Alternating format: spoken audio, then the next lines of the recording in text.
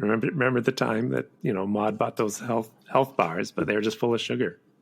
They're just full of sugar, and Walter was eating them all because he had just gotten off the alcohol. Right. And his body was just craving the sugar, and then they had to get him, he's already in AA, and then they had to get him to Overeaters Anonymous. Then he developed type 2 diabetes. That took up half the season, that storyline. You're doing the long term. He came down from the sugar and fell asleep while driving the car. There you go. And yeah. He ran down a paperboy, and basically he took Paperboy home, and they buried him in the backyard, him and Maude. Yeah, together. But luckily it was just the New York Post, so nobody really cared. It was okay. It was all right. Now, if it was the Times paper, boy, there might have been a little bit more of an uproar in Tuckahoe. It's the Seti Bimco Show. This week, Tim tries to murder John, but John escapes by throwing cat litter in Tim's face. John knew Tim couldn't resist the sweet, sweet taste of cat litter. This is the Seti Bimco Show, the show where we talk about the weirdness or embarrassment of high school, both in real life and in movies. How's that? I like that. To one sentence. It just rolls off the tongue. I don't know if we're going to keep track of numbers forever. Does that matter? And what'd you do this week? Well, let me ask you, why don't you go first? Because you just celebrated a birthday. But I didn't do much. I went out with New York Times bestseller George O'Connor and another friend. But I'm the name dropper. Yes. That's it. We went out to eat. Went to a Italian bakery. Coffee shop to get the good stuff there. They have everything in there. Oh, sure, yeah.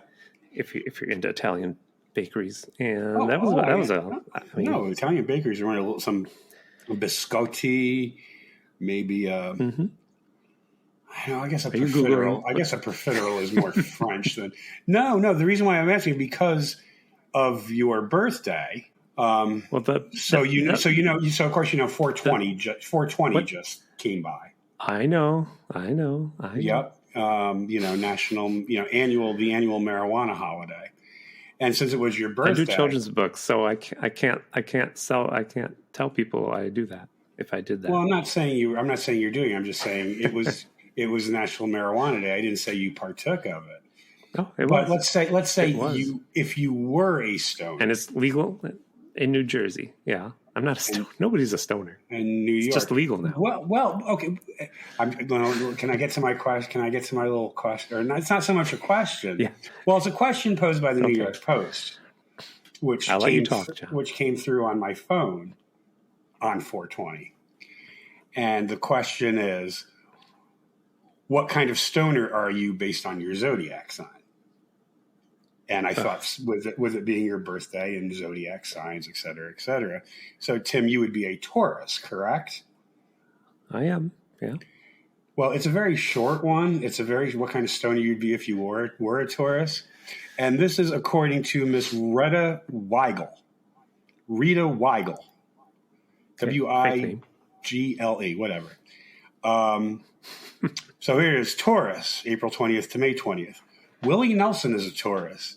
Taurus is weed. I rest my case. That was it. She just had they called her up. They called her up at 15 minutes to midnight and said, by 1 a.m. we need some clickbait about 420. Quick, write these. So, well, here's for my sign, which is Pisces.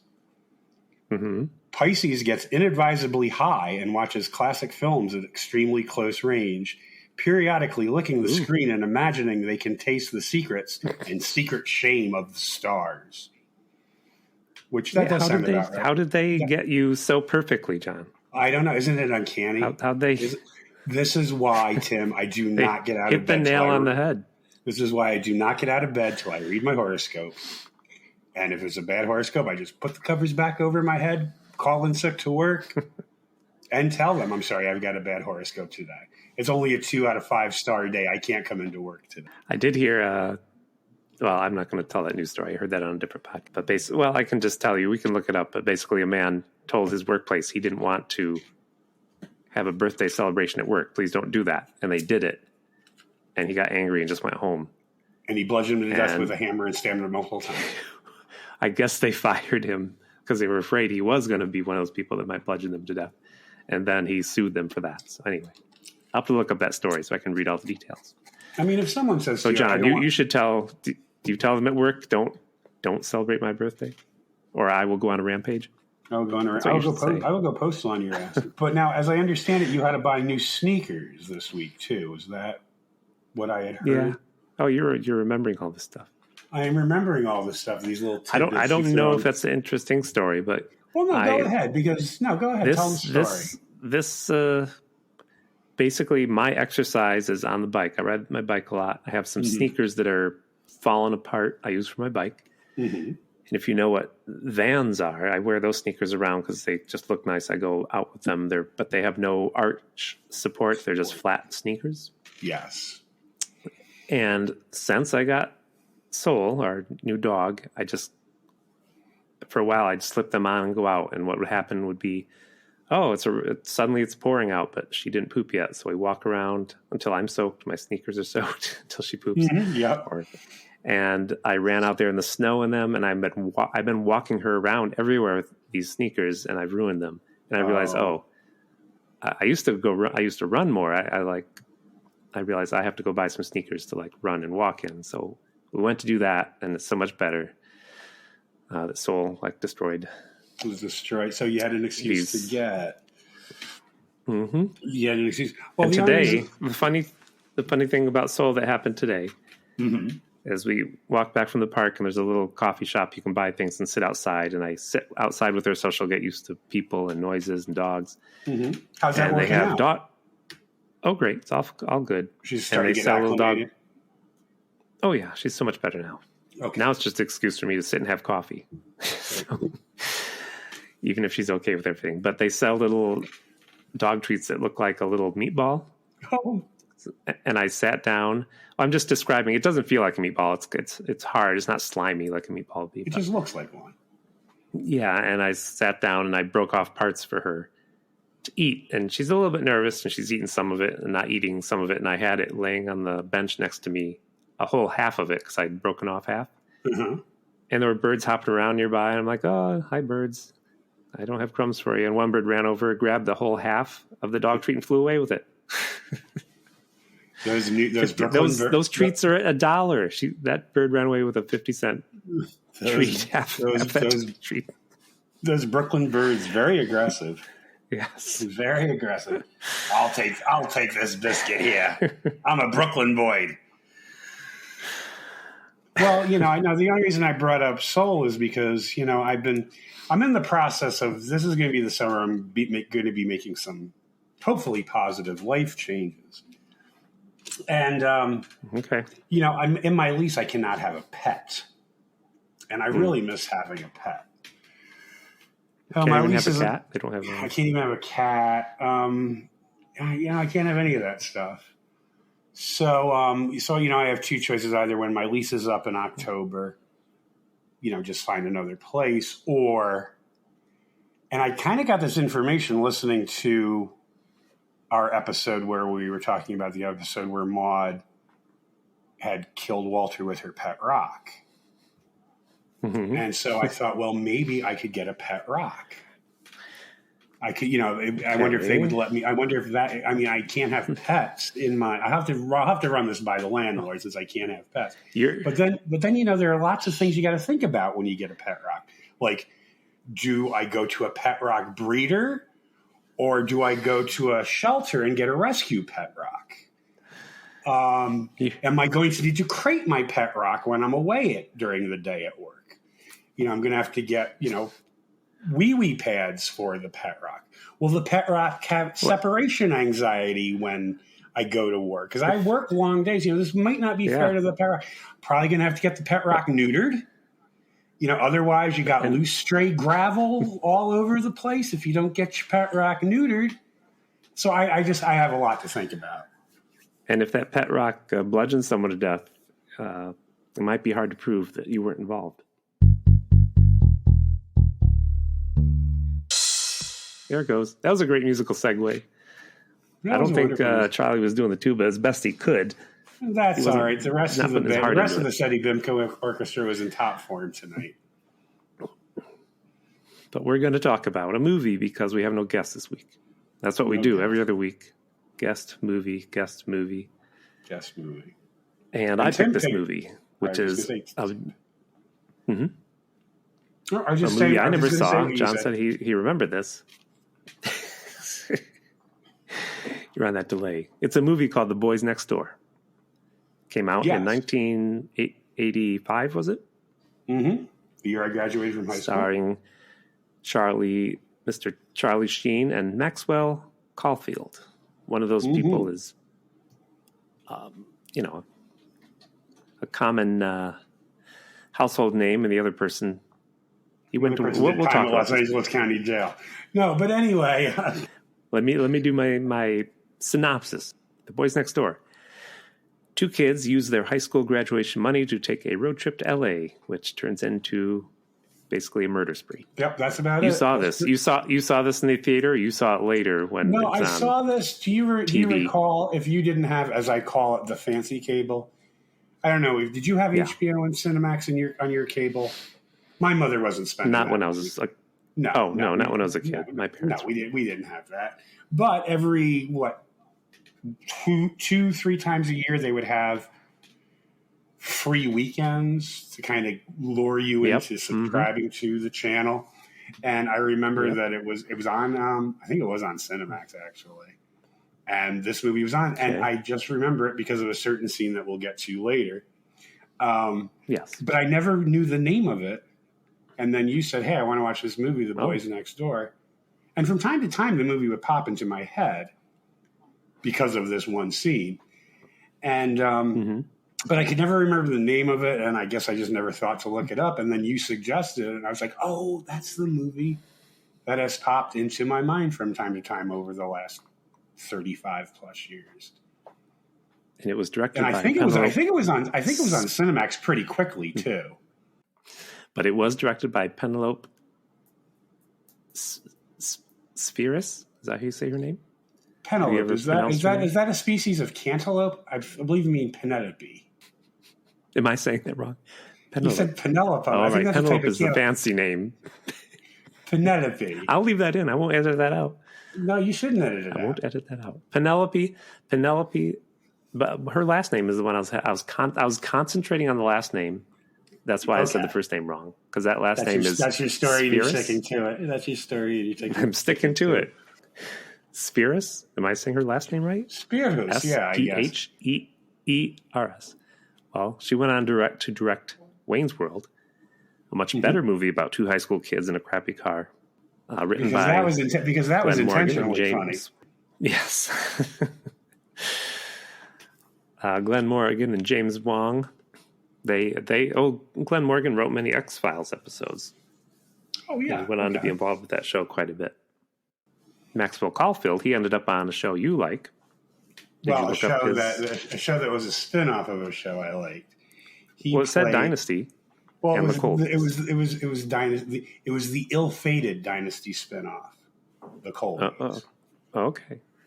But it said he was on Dynasty too. I guess he was on one episode and then it spun off. There was an introductory episode where the Colbys came to Denver and then they went to. Did they come to take? Then they had their own show. It's really. So do you know more about Maxwell Caulfield? But I looked up. He's been working, but he's just not insane like Charlie Sheen. He did. He did the Grease sequel, Grease 2, with Michelle Pfeiffer, which got that's right, totally trashed by the critics and was just a box office. Yeah, I mean, you want to talk about a box office failure? The original Grease took in over $100 million. The sequel took in $3 million. Mm-hmm. This is how poorly this that was one of the films. That was one of those things that was always on the free HBO weekend. You could see Grease 2 about 10 times. But then Michelle Pfeiffer goes on to have this fantastic career. I guess it's a matter of time because within a year, Scarface was out, and everybody forgot about that she was even in Grease 2. And Grease 2. Maxwell Caulfield didn't fare quite as well. And there's actually, I found an article where he said that he was a little bitter about it for quite some time. So Charlie Sheen plays Bob. Let me try to get to this. And Maxwell, he plays Roy. Am I right? Mm-hmm. So I will start with these opening scenes. I'm always hogging them, but again, so the two main characters are maladjusted teenagers, and I should back up and say that with opening credits, they keep showing serial killers and giving quotes of serial killers, like, "Oh, where do they come from?" Yeah, you never know. That was kind of an intense opening montage, I thought. It was much more intense and more serious than the movie. The actual movie, yeah. Your hopes were actually up at the end of the opening montage. Then Charlie Sheen and Maxwell Caulfield come on screen, and Roy is drawing a chalk outline around Bo, because I guess people called him Bob, and he's like, "You've been calling me Bob all summer. It's a horrible insult." I'm like, the girl he had Bob the crush or Bo, on. which is better? The girl he had the crush on. The girl he has a crush on calls him Bob, and he can't take it, and he never corrects. That's.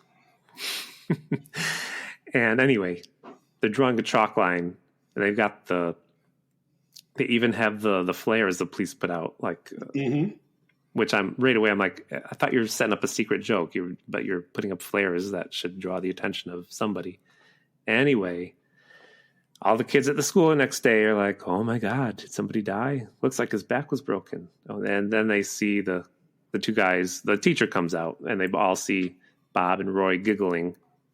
They're all very angry that somehow they duped them. They actually thought someone was dead. From sidewalk. And nobody told them about it and just left the chalk. And nobody told them about it. Like nobody contacted administration.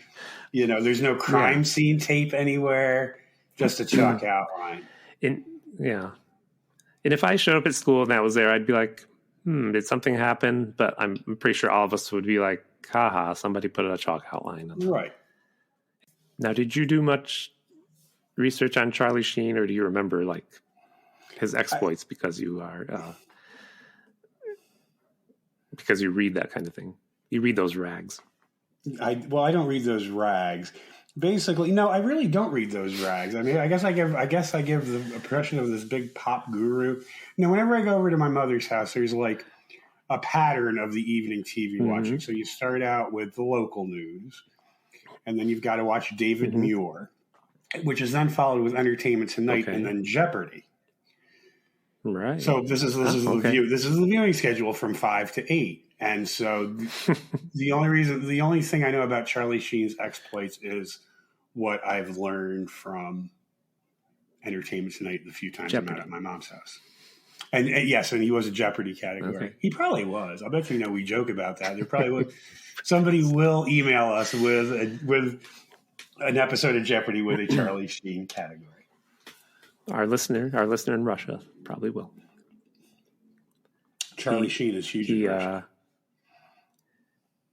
Yes, because I think his big downfall was when he was doing drugs at the Grand Plaza in New York, and he either locked the sex worker in the closet or she locked herself in for her own safety. For her own safety, the police had to come. Yeah, and that was a Monday night. Yes. And that's why I'm stealing a joke went from off the rails and got fired from his hit show. Yeah. I'm stealing a joke from Richie Gervais. What, did I walk in? No. I was just saying I was just stealing a joke from Ricky Gervais. He said, "Oh, and that was a Monday night. Imagine what he did for you." I stomped all over your joke. Well, it wasn't really my joke. It was Ricky Gervais's joke. But anyway, I stopped stomping on jokes. It's okay. Let's do some transition music. I wish we could. We can't afford any more transition music. Well, we got to pay the musicians overtime this day. I said, do not hire a union. So, John, we got to get past the opening of this movie. We did. So Charlie Sheen did star in a movie called 9/11 in 2017 about people stuck in an elevator in the Twin Towers, which somehow starred Whoopi Goldberg. I don't think anybody saw it. And it was criticized for being tacky. It was basically, how do we get out of this elevator before the next airplane hits? That was all it was about. It wasn't like meaningful in any way about 9/11. Mm-hmm. Let's get into this movie. So I got so much to cut out. So yeah, Bo, not Bob, Bo. Mm-hmm. Oh, and nobody, by the way, even acknowledges their graduation. There's no graduation party. No. Yeah, so Bo gets this card from his grandfather in Phoenix with $200, $450s in it. And they decide they're going to go to L.A. Well, first they go to, there is a party they crash. They try to crash. Well, okay, yeah, there's the party they crash and the dog, okay. Because yeah. Moon Unit Zappa is at that party, right? Yes, yeah, mm-hmm. You don't want to talk about the party. You were all ready to talk about something else. No, it's just, you know, I mean, no, you picked the movie. Party, of course. You picked the movie. Don't you have anything to talk about? I do. Well, come on, then, spit it out, man. But I always talk over you. I'm trying to be polite. No, I'm keeping my. But that take a lock again. If I don't speak, you don't have to pay me. But that party, I don't know if there is it's just a silly party. I thought something horrible was going to happen at it. It didn't. I thought all those people would have died. So I thought somebody at that party should have died. They jump in the pool and they're like, "Don't be in the pool because my dad put a chemical in there that turns purple." And of course, there's purple stuff come out of his pants. I'm like, what? Oh yeah, because did they make this up for the movie? I guess so. I don't know.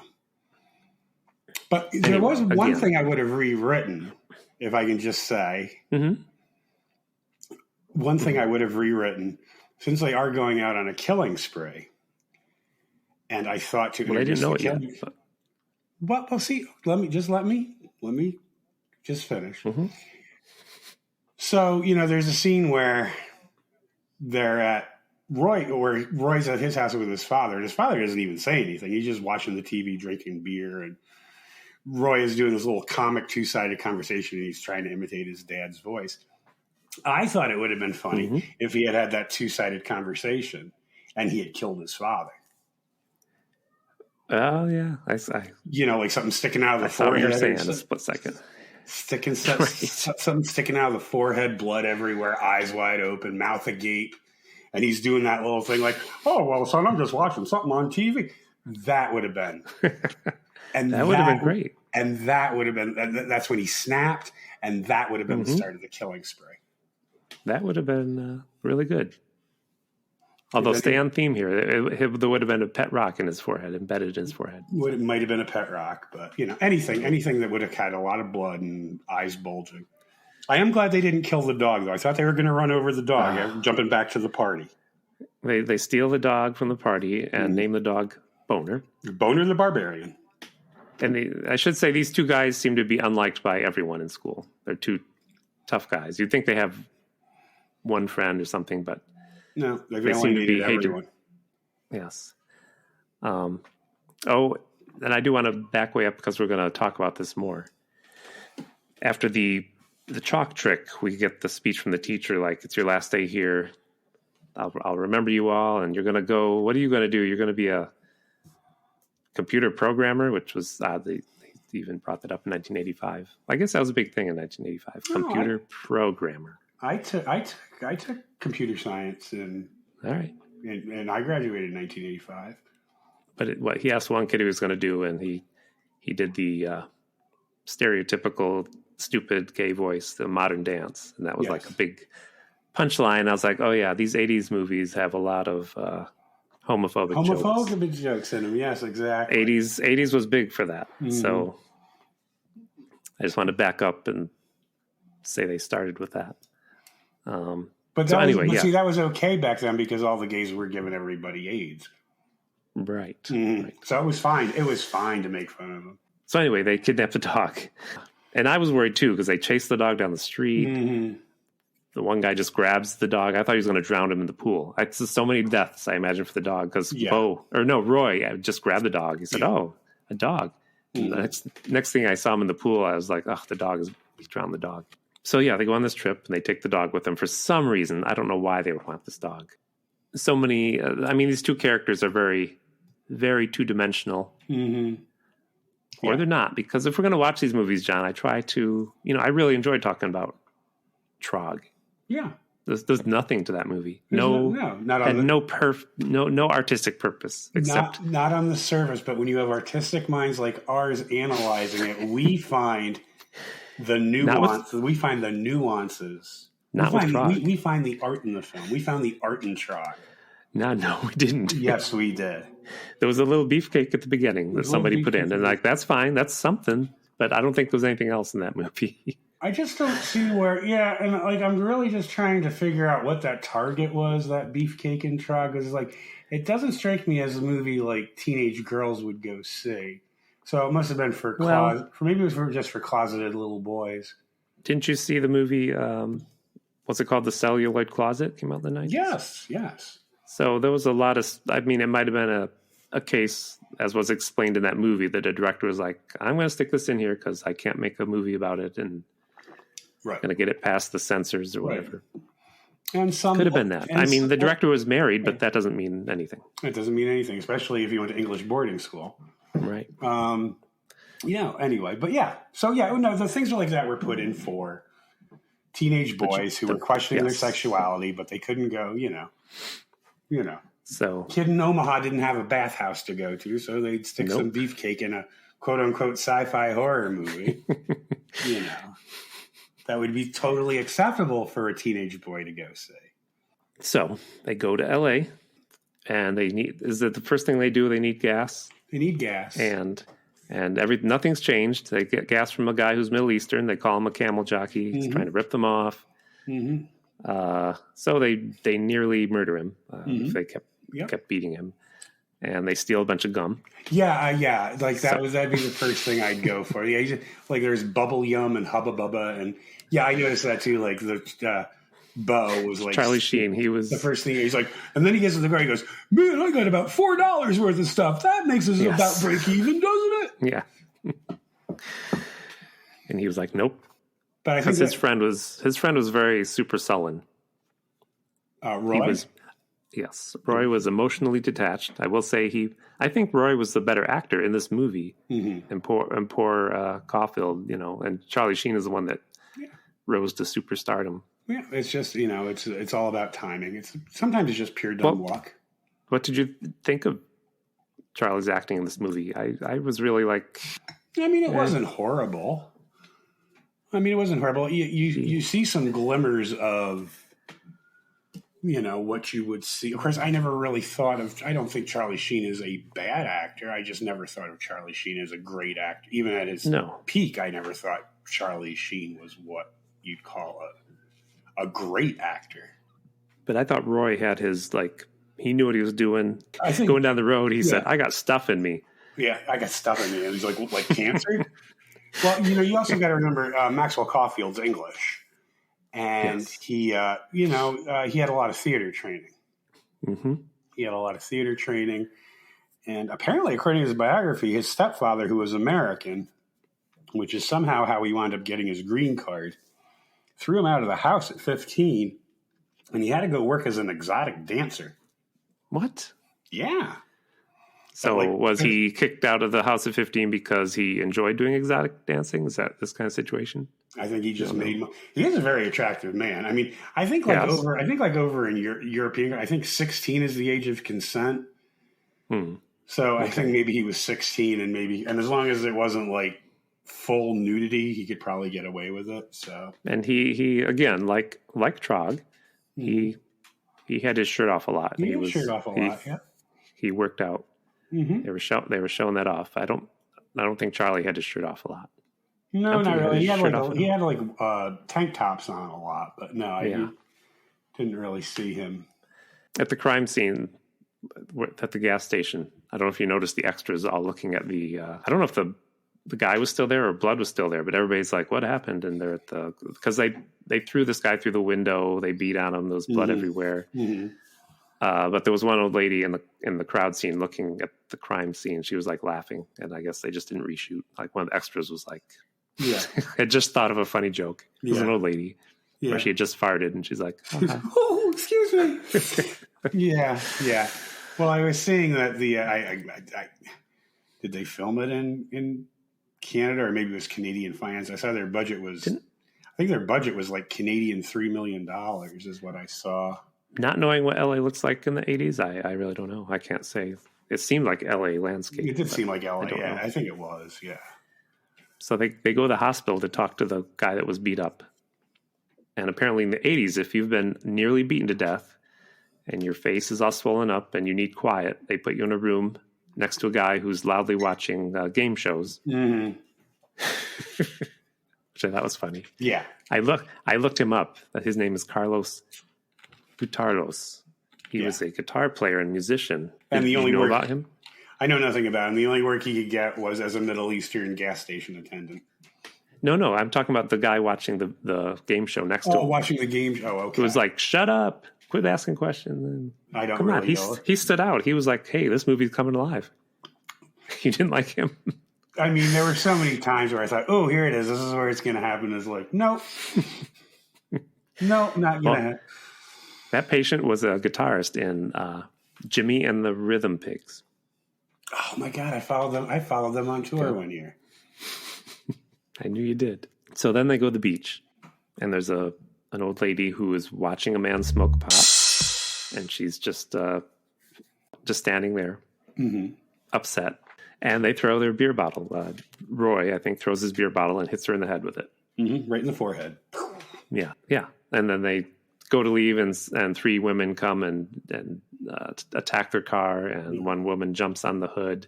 And they take off. All in bikinis, of course. Of course, yeah. Well, it is LAB. But they do find the dog. They do leave the dog behind. And that's right. They leave the dog behind. Tim, I'm surprised you forgot, because this is a key plot point. Plot, using air quotes. The identification tag on Boner the Barbarian tells them where the boys are from. Mm-hmm. That was the only reason that they sent that dog along. Mm-hmm. He was a plot twist. And who's that police officer? Because he's been in a lot of stuff. The younger one? Yes. Yes, I can't place him. Oh, you didn't look up his name? I can't remember. I can't remember the characters' names. Nobody really.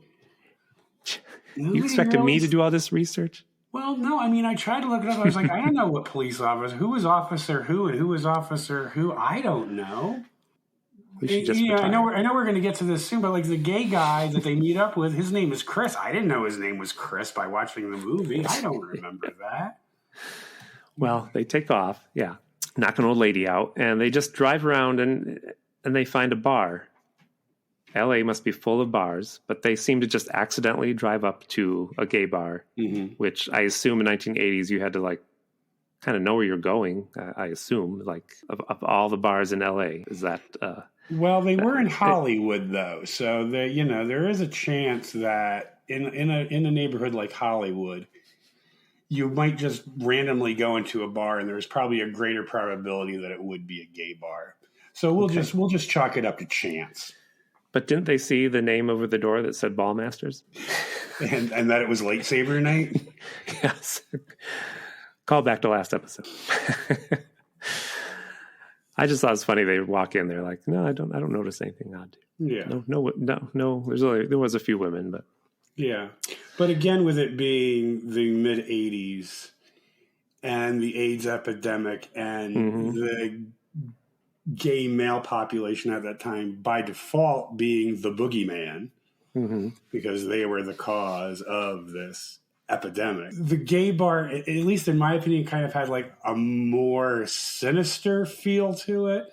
It was very stereotypical: men in mustaches, men wearing leather, just a den of evil. Whereas today, they show a gay bar for kind of like what it is, like lots of fun and lots of dancing and But no, back then it was this evil den of iniquity. And so, anyways, they figured that out. And one man wants to know if they want to go back to their place, and Roy, of course, says, "Yeah, that sounds good." And I was like, "Oh," because I could see what was going to happen. And they go back to his house, And the funny thing about when they got back to their house, he has a computer on his table. His name is Chris. They go back to Chris's apartment. And Charlie Sheen, Bo, he just runs right over the computer and types.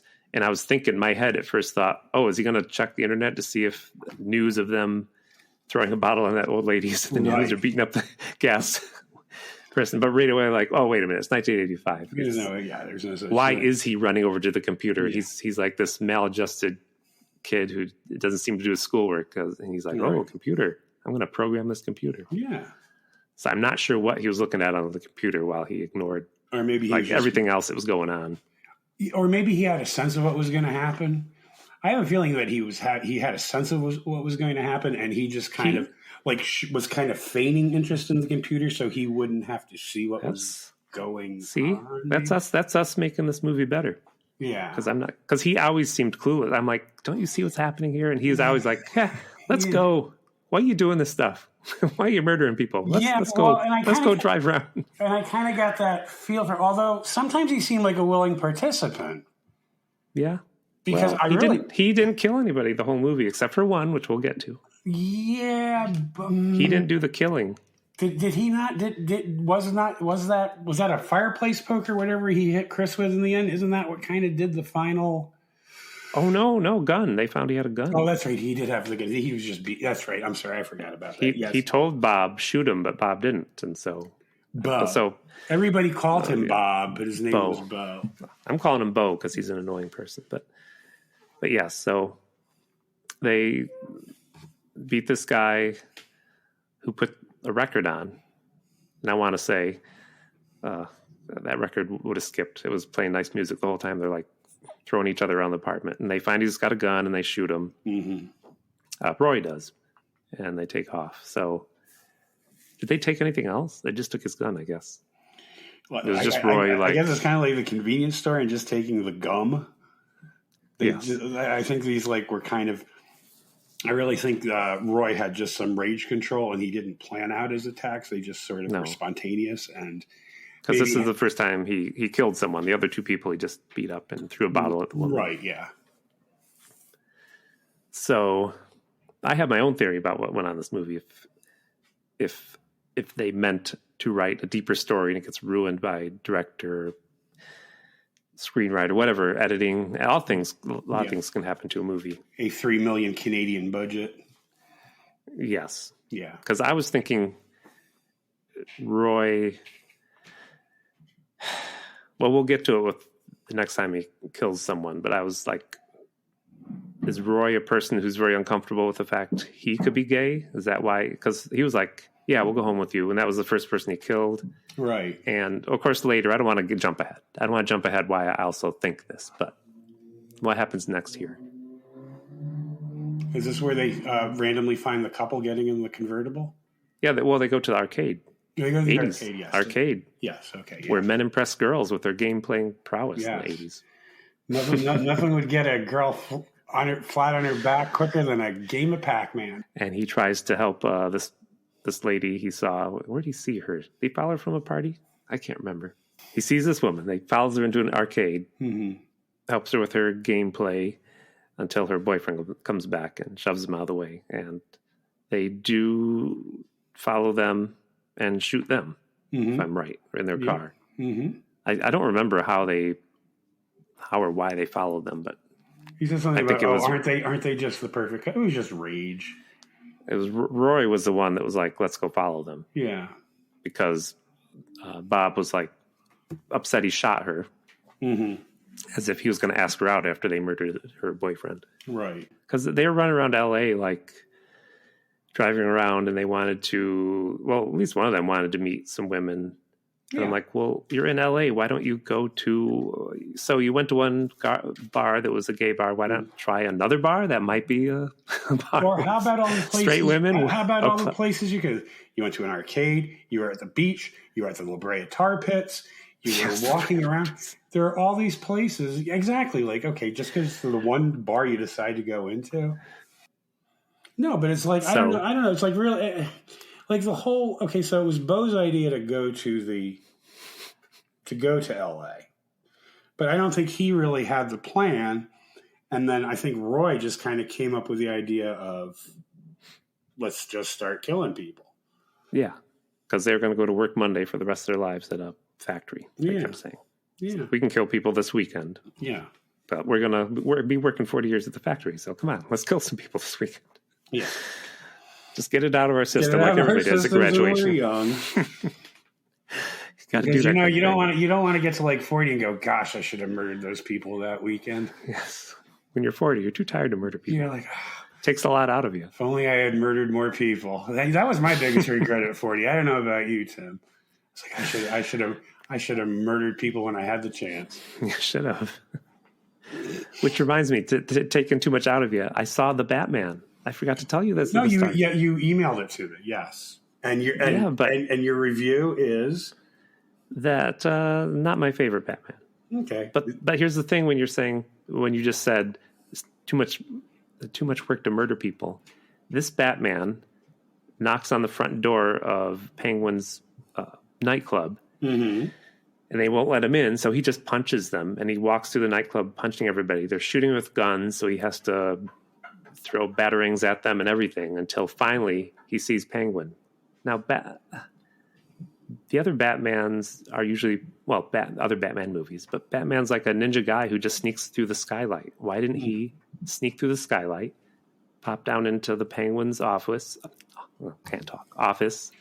punch him in the face and talk to him? Because it's a new twist on the Batman. I think they meant it as a joke because there's 3 times people knock on this door at this nightclub. But I didn't find it funny. Not funny at all, John. And who is Penguin in this movie again? I know I read it and I can't remember. Colin Farrell. With a bunch of makeup. Okay. I think they still could have hired Danny DeVito. He still looks like the Penguin. He looks even more like the Penguin. And they probably could have gotten him for less money than the original. Have you seen him? He still looks like the Penguin. Just hire him. Don't put makeup on him. I watch It's Always Sunny in Philadelphia. Yeah, I've seen Danny DeVito. And play it like that character. That'd be great.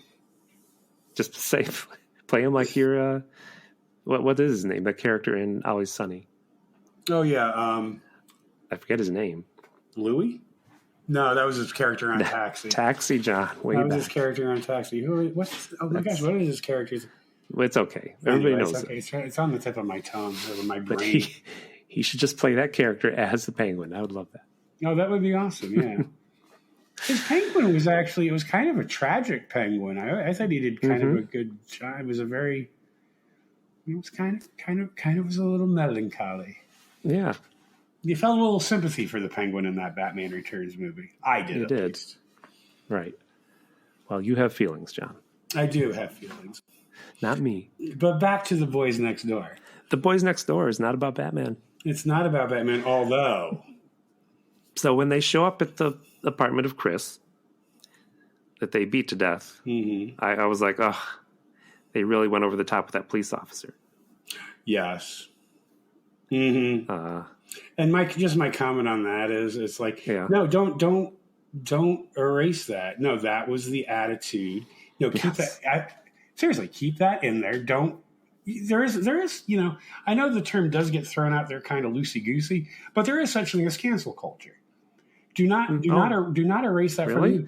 Let the kids today who are in a much better place of coming out of the closet than I was back in the 80s, let them see what it was like. How, how the media, nobody was outraged about that. Oh, no. And it's like, keep it in. No, let them know that. Yeah, that's how it was.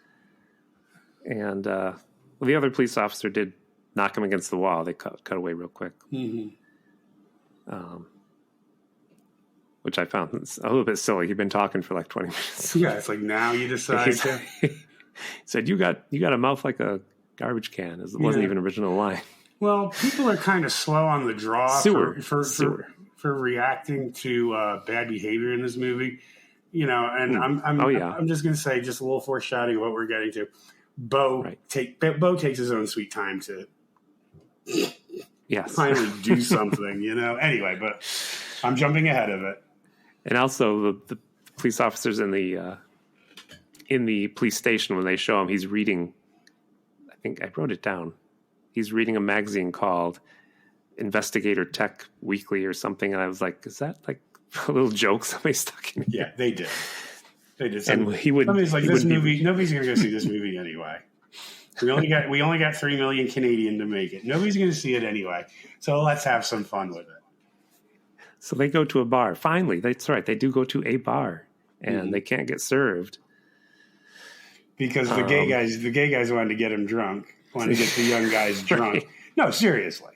Yeah. Okay. You know, I don't know. No, trust me, I know. I mean, if you're as good looking as Maxwell Caulfield and you're going into a gay bar, they're probably not going to check your ID. I'm just going to say that out loud. But the straight bar, they care about these kids. They care about these kids. No drinking, but they do meet a woman there. Mm-hmm. And she wants to go home with Bob. And Roy comes along, which, again, I would have thought Roy would be like, so I'll hang out at the bar. You're like going home with this woman. But Roy has no emotions. Roy is a sociopath. Yes. So this is the part where I thought, is Roy just jealous that his friend has feelings, or is Roy think he could be gay and he can't deal with those feelings because Bob does have sex with this woman, and Roy watches for a while and they don't seem to care, and then Roy goes to the kitchen, and then Roy comes out and he murders her. So yeah. And well, that was very reminiscent of the film version of In Cold Blood. Oh, I haven't seen that in so long. I don't remember. Yeah, well, the Robert Blake character, he played Perry Smith, and who was the other? Anyway, the other I remember guy, the actors. Hitchcock, was that the guy? Was that the character? I can't remember now. Anyway, so he's having sex with a woman in Mexico, and it's kind of driving Perry Smith crazy. I thought of that immediately. I hadn't seen that movie in so long. That's that. I don't know if that was a conscious choice, but it just kind of evoked that scene when in that movie when they were in Mexico after they had killed the Clutter family. So they leave and figure they break it out of there, but the police have found their car and they go to a mall. I think they run. They get chased.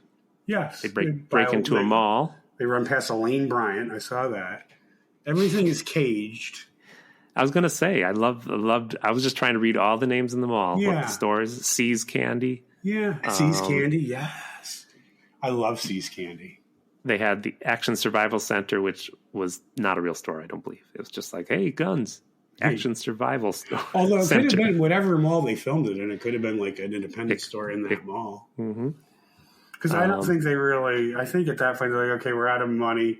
Well, let's call a mall and see if they'll just open up for a couple hours after all the stores close, and we'll just have our grand finale in the mall. I didn't see a Spencer Gifts, so that's kind of disappointing. I didn't see a Spencer Gifts, but who knows?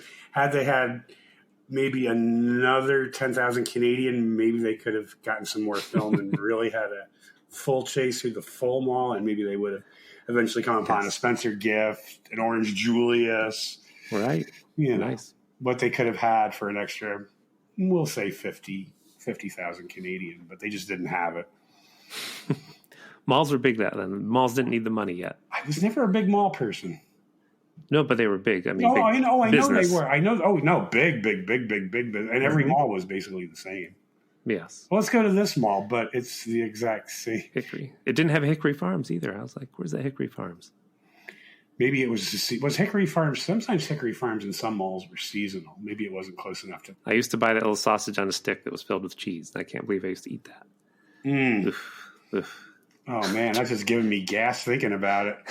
Yes. So the ending was a little bit Abbott and Costello-ish. They were like hiding behind the sign in the mall with the directions, and mall security walked right by them. They hide under the door jamb. Security walks right by. There's some goofy clarinet music. I thought they were going to end up pretending to be mannequins at one point. Yeah. That was actually Charlie, the tuba player. He started out as a clarinetist, and that was actually one of his first jobs playing the clarinet for that chase scene in The Boys Next Door. Really? Yeah. I didn't know that. Yeah. I did all this research on this movie. Sometimes you got to sit down and test. Charlie doesn't like to talk a lot, but when he does get talking, you can't shut him up. How old is Charlie? Charlie is, let me see here. Charlie, I think, is going to be 72 his next birthday. Because I think it takes 40 years to master the what was he playing? The clarinet? Well, he had started on both. When he was very versatile in the high school marching band. Some weeks he'd do clarinet, some weeks he'd do tuba. All right. In a pinch, he could do the xylophone. It was in college he started riding the unicycle, I think. Mm-hmm. So they run around the mall, and finally Bob tells Roy he's his best friend and shoots him. And shoots him. Because he has that gun. I love you, man. Which I was like, I mean, just take off. And Roy's going to be in prison. I'm not sure. Well, I guess Roy wanted to take the gun and shoot the cop, and he was suddenly Bob is like. So yeah, that's what it was. Yeah, Bo grew a conscience. Yeah, at like the very last minute, after 4 people are dead, 3 people are in critical condition. I mean, right. Then suddenly Bo has a conscience, like with 90 seconds left to go in the movie. And in the mall, on that linoleum floor, they draw a chalk outline around Roy to mirror the beginning of the film, if you remember. Yes. Yeah, so it all comes full circle. And chalk, I should have looked this up. Aren't chalk lines like, we found this person here, we don't know how he got here, we better keep a record? It's not like just for any person that dies, or I don't know what chalk outlines are for, actually. Maybe the photography, the technology was not as advanced as it is today, so if something didn't turn out in the photos, they would have the chalk outline so they'd know how the body was positioned. Yeah. Perhaps like if film got overexposed, or that may be why that's just a total guess off the top of my head, but that's what I'm thinking. I'm going to do it for next week. I'm going to look up because I don't know what purpose that serves. It's like, it's for after they take the body away, I guess, mostly. Yeah, anyway. I guess. I don't know. So that's that. That's the end of that. The Boys Next Door.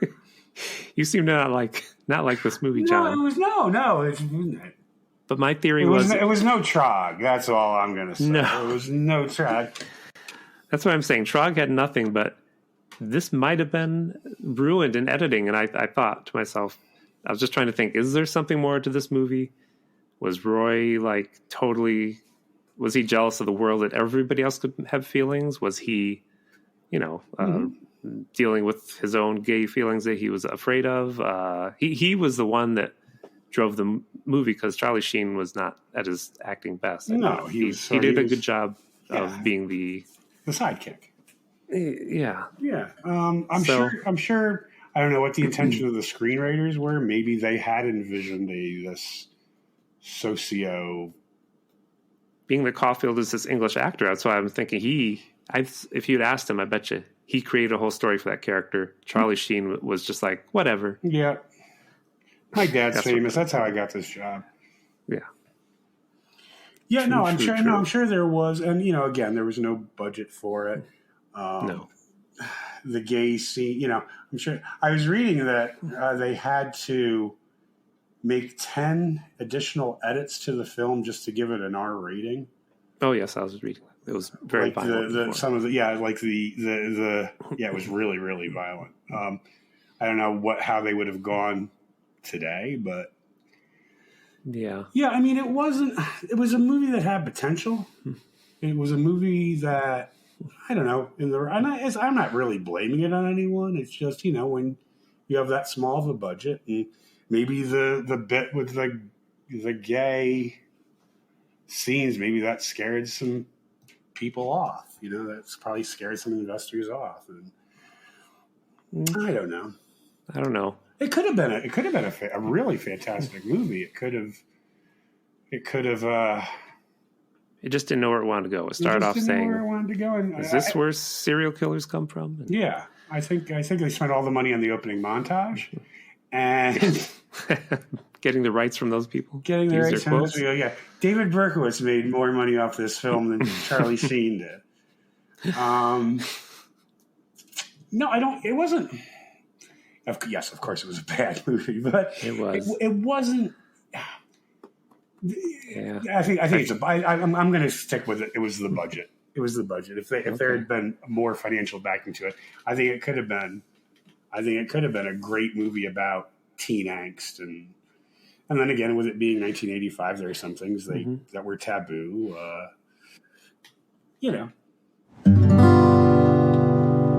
Earlier in this movie, The Boys Next Door, they did say, "I wish there was a caveman day." You remember that? Yes. We could just go grab a woman. And they're like, "Oh, you'd like to meet Trog."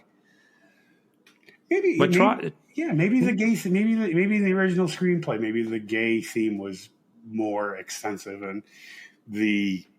Are you talking about Trog, or are you talking about this movie? I'm talking about this movie. I'm talking about The Boys Next Door. And maybe that's what it is. Maybe there was a little bit more. Maybe it was more explaining the homosexual feelings of one of the boys. And the studio said, "Oh, no, we can't do that." But you can keep the scene. But you can keep the scene in where the gay man gets brutally beaten and shot to death. That's fine.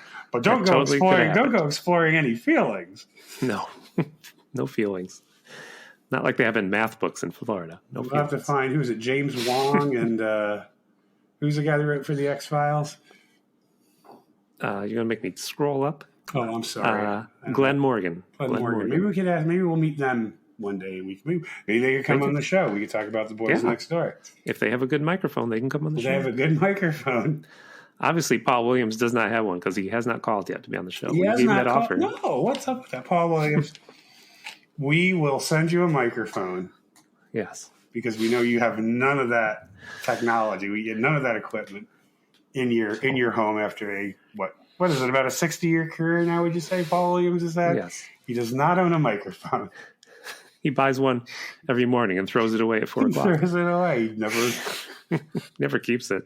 It's like that. It's like a phobia. He's a germaphobe. Oh, I can't have that. My saliva's gotten on this microphone all day. Throw it out. But yeah, okay. That's the end of that. That's the end of that.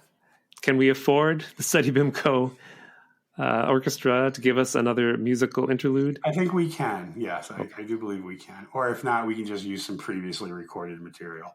Okay. Mm-hmm. Yay. Oh, wait. No, we need to play the quiz music. The quiz music. Oh, that's right, because you know what it's time for, Tim.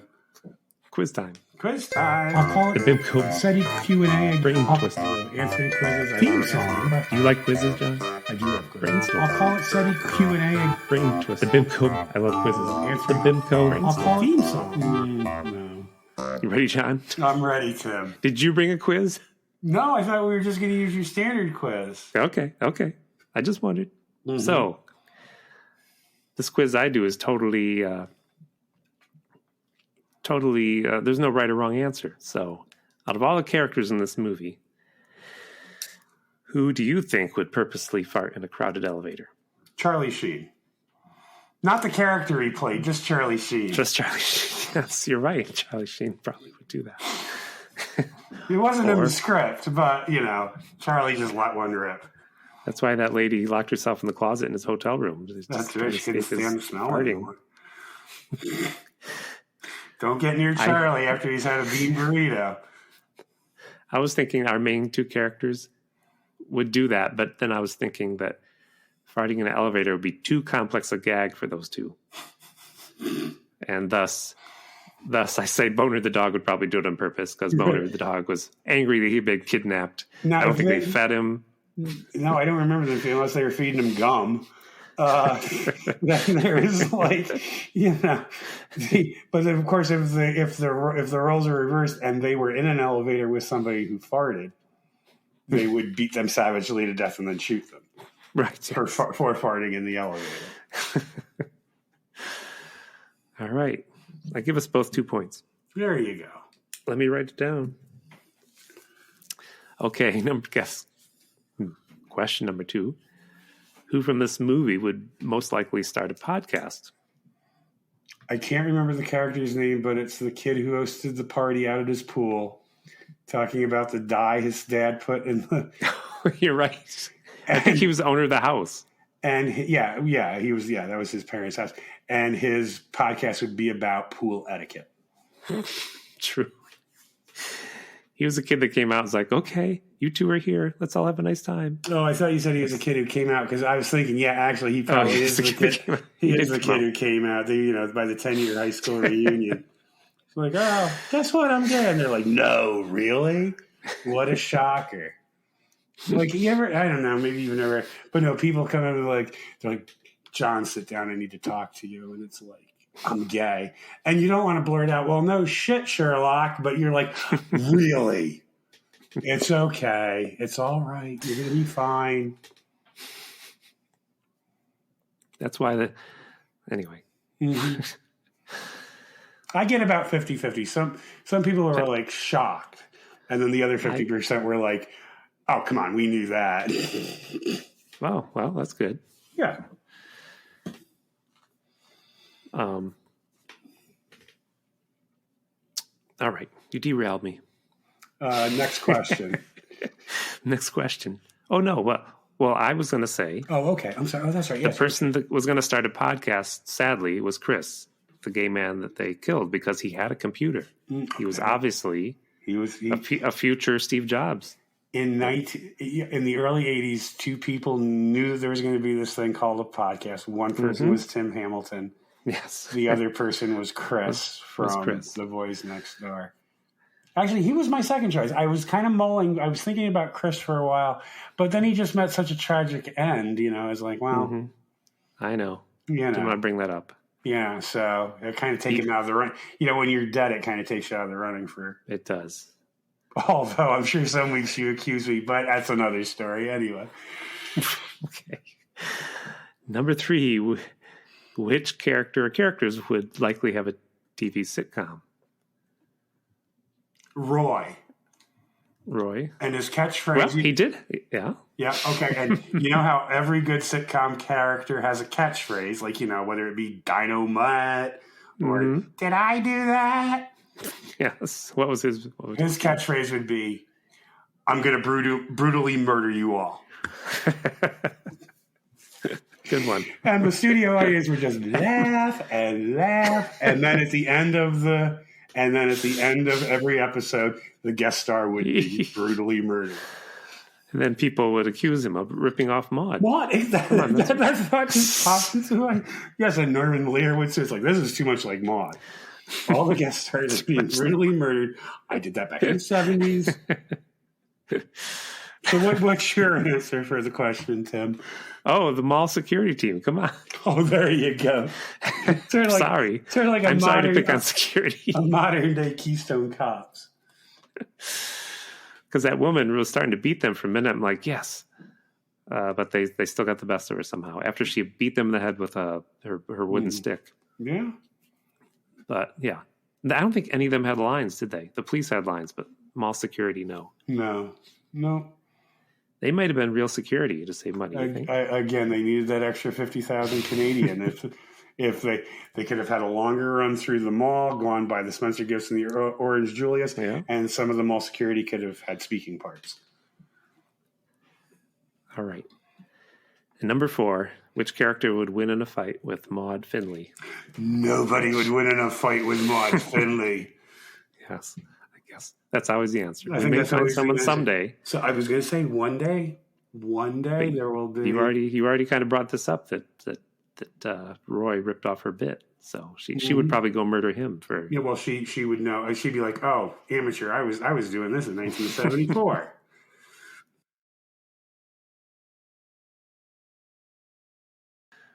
True. Mm-hmm. All right, John. All right, I guess Tim. we're done. I guess we are sign done. off.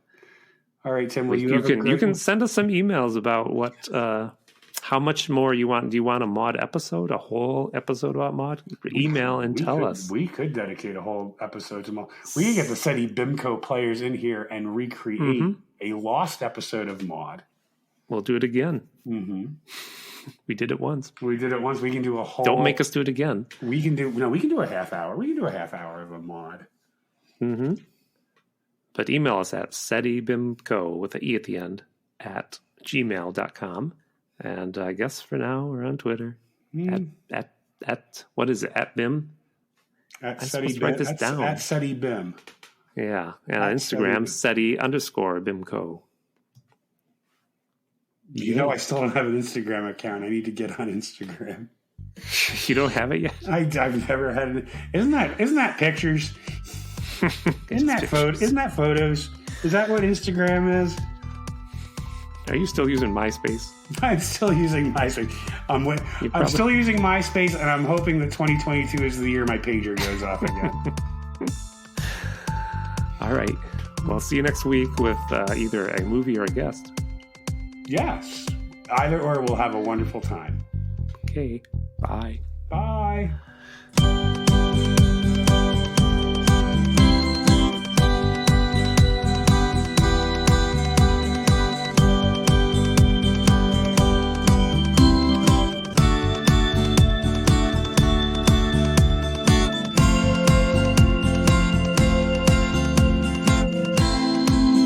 SETI BIMCO is a podcast by Tim Hamilton and John Kelly. Produced by Miss Lee. Music by Tim Hamilton. This has been a Pity Party Line production. Party line, it's a party line.